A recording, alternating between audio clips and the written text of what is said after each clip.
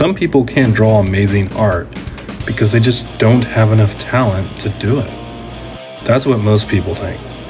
But I'm here to tell you that's completely wrong. This is a drawing I did when I was a beginner. The drawing looks horrible, right?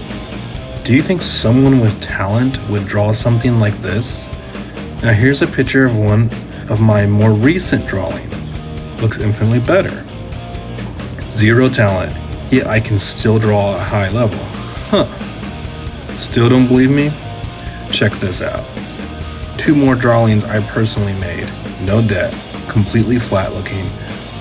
And quite frankly, the drawing hurts my eyes to look at it. Now here are 2 more drawings that I did recently.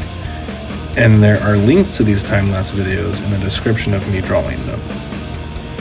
Do you really think that I went from these trash drawings here on the left to these beautiful drawings on the right because of my drawing talent? It took dedication and practicing the correct things consistently to reach the art skill level I am at now. If you want to draw at a high level like me, subscribe to my YouTube channel, watch every video I upload, and actually practice drawing what I tell you to do in each video.